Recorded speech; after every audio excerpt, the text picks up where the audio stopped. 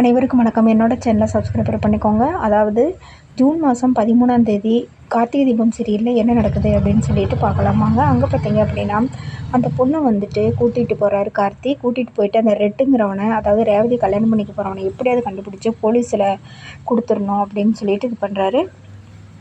அந்த பொண்ணையும் நடிக்க வச்சு அந்த பொண்ணுக்கிட்ட வந்து பிடுங்கிட்டு போன 5 லட்சம் பணத்தை கொடுக்க சொல்லி கேட்குது. அவனும் வந்துடுறான் அந்த ரெட்டு. உடனே சுற்றியும் முற்றியும் பார்த்துட்டு வந்துட்டு அவகிட்ட சொல்கிறான், நல்ல வேலை யாரையுமே நீ கூட்டிகிட்டு வரல அப்படின்னு சொல்கிறான். அவங்க கழுத்தில் வந்து ஒரு கேமராவை பதிச்சு அனுப்பிச்சி விட்றாரு கார்த்தி. அதுக்கப்புறமா வந்துட்டு உடனே அந்த பொண்ணு சொல்கிறாங்க, ஏய் இப்படி பொண்ணுங்களை இப்படி ஏமாற்றி இப்படிலாம் அசிங்கமாக பணம் வாங்குறியே, உனக்கு அசிங்கமாக இல்லைங்கிறேன். ஏய் நான் தான் ரெட்டு, ஆமாம் என்னோடய தொழிலே அதுதான், நான் அப்படி தான் பண்ணிகிட்ருப்பேன். வந்தியா எனக்கு அட்வைஸ் பண்ணுற வேலையெல்லாம் வச்சுக்காத, தேவையில்லாத பேசுகிற வேலையும் வச்சுக்காத, வந்தியா பணத்தை வாங்கினே போயிட்டே இரு. ஏய் நீ தனியாக வந்தியா இல்லை யாரையாவது கூப்பிட்டு வந்தியா அப்படின்னு சொல்லி கேட்குறாங்க. பேசாமல் பணத்தை வாங்கிட்டு போ அப்படிங்கிறாங்க. உடனே அவங்களும் வாங்கிட்டு கிளம்பிடுறாங்க. அப்போ இருந்துக்கிட்டு இவனுக்கு வந்து சந்தேகம் வந்துடுது. எதுக்கு இவ தனியாக வந்தாலும் எப்படி வந்தாலும் சொல்லிட்டு ஜன்னல் வழியாக எட்டி பார்க்குறாங்க. அப்போ போயிட்டு கார்த்திகிட்ட தன் கழுத்தில் மாட்டியிருந்த செயினை கழட்டி கொடுத்து, சார் இந்தாங்க இதில் ரெக்கார்ட் ஆகிருக்குதுன்னு பாருங்கங்கிறாங்க. நான் எல்லாமே ரெக்கார்ட் பண்ணிட்டேம்மா, ஏற்கனவே அந்த கேமரா வந்து ஃபோனோட செட்டிங் பண்ணியிருந்தேன், அதனால் எல்லாமே ரெக்கார்ட் ஆகிடுச்சு, நீ ஒன்றும் கவலைப்படாதம்மா அப்படின்னு சொல்கிறாங்க. அப்போ வந்துட்டு அதை பார்த்த ரெட்டு பார்த்துட்றான். ஐயோ சே நம்ம ஏமாந்துட்டோமே, சே எப்படி இப்படி ஏமாந்தோம், ஏய் உன்னை நான் சும்மா விட மாட்டேன்டி அப்படிங்கிறாங்க. உடனே கார்த்தி இருந்துட்டு அந்த பொண்ணை ஒரு இடத்துல இறக்கி விட்றாங்க. இறக்கி விட்டுட்டு அவங்க வீட்டுக்கிட்ட, சரிம்மா நீ போயிட்டு வா நான் பத்திரமா அப்படின்னு சொல்லிட்டு போயிடுறாங்க கார்த்தி. உடனே வந்துட்டு போலீஸ்கிட்ட கொண்டு இந்த காமிக்கிறாங்க. இனிமே அவன் வந்து கண்டிப்பாக அந்த ரெட்டுங்கிறவன் நிச்சயமாக தப்பிக்கிறதுக்கு வாய்ப்பே இல்லை, இந்த வீடியோ வச்சு நம்ம அவளை பிடிச்சிட்றாங்க சார் அப்படிங்கிறாங்க. அப்போ கார்த்திக்கு ஒரு ஃபோன் வருது. அந்த ஃபோனில் பார்த்தீங்கன்னா அந்த ரெட்டு தான் ஃபோன் பண்ணுறான். ஏய் கார்த்தி, நீ வந்து ஏமாற்றி இது பண்ணி வாங்கிட்டு போனால் நான் சும்மா விட்ருவேனாடா, இந்த வீடியோவை பாடுறா அப்படிங்கிறாங்க. அந்த பொண்ணு இப்போ கார்த்தி விட்டுட்டு போனோடனே பின்னாடியே ஃபாலோ பண்ணி கழுத்தில் கத்தி வச்சு கையெல்லாம் கட்டி போட்டுட்டு, இப்போ நான் அவளை கொலை பண்ண தான் போகிறேன், ஒழுங்கு மரியாதையை நீ எடுத்து வீடியோவை கொண்டாந்து என்கிட்ட கொடுத்துரு, அப்படி இல்லைன்னா நான் கொன்றுவேன் அப்படிங்கிறாங்க. ஏய் அந்த பொண்ணு ஒன்றும் செஞ்சிடாத, நான் வீடியோ கொண்டாந்து கொடுக்குறேன் அப்படின்னு கார்த்தி சொல்லிடுறாரு. உடனே போலீஸ்லாம் சொல்கிறாங்க, சார் என்ன சார் இது, இவ்வளோ தூரம் கஷ்டப்பட்டு அவனை பிடிக்கலாங்கிற டைமில், இல்லைங்க இன்னொரு டைம் கூட அவனை நம்ம பிடிச்சிக்கலாம், ஆனால் அந்த பொண்ணோட உசுரை அவங்க அப்பாவை வந்து நான் என்ன நம்பி தான் அனுப்பிச்சிருக்காங்க, ஏதாவது ஆச்சுன்னா அவ்வளோதாங்கிறாங்க. சரி வாங்க கிளம்பலான்ட்டு போலீஸை கூட்டிக்கிட்டே கார்த்தி அங்கே போகிறாங்க. போனோடனே இந்த வீடியோவை கொடுத்தோடனே அவன் தப்பிச்சு ஓடிடுறான். உடனே அந்த பிள்ளையை தள்ளி விட்டுட்டு, உடனே கார்த்தி உங்களுக்கு ஒன்றும் இல்லைம்மா அப்படிங்கிறாங்க. உடனே போலீஸ் அவனை துரத்திக்கிட்டு ஓடுறாங்க. அதுக்கப்புறமா பார்த்தீங்கன்னா அவன் தப்பிச்சு போயிடுறான்.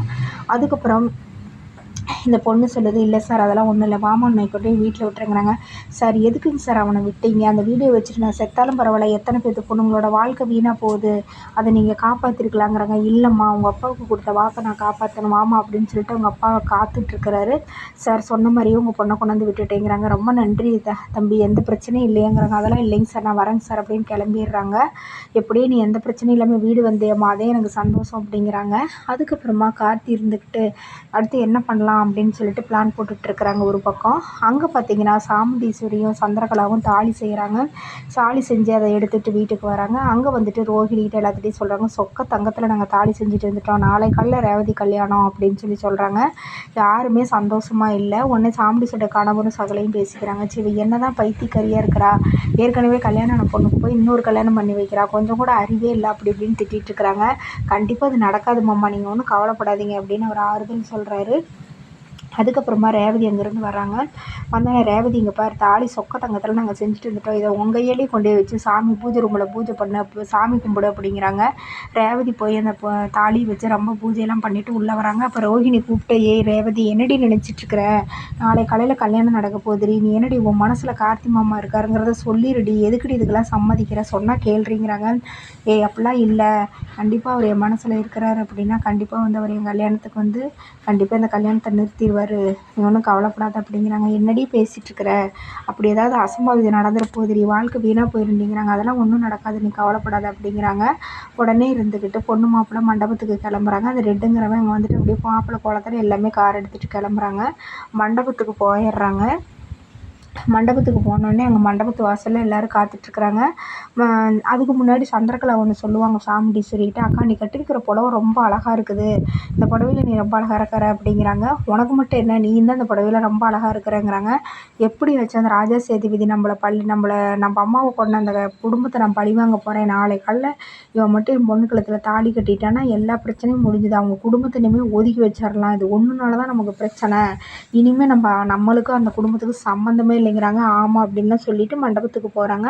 பொண்ணு மாப்பிள்ளை கழுத்தில் மாலையோட கீழே இறங்குறாங்க. அதோட எபிசோடை முடிக்கிறாங்க. நாளைக்கு கல்யாணம் நடக்குமா நடக்காதாங்கிறத வெயிட் பண்ணி பார்ப்போம். நன்றி, வணக்கம்.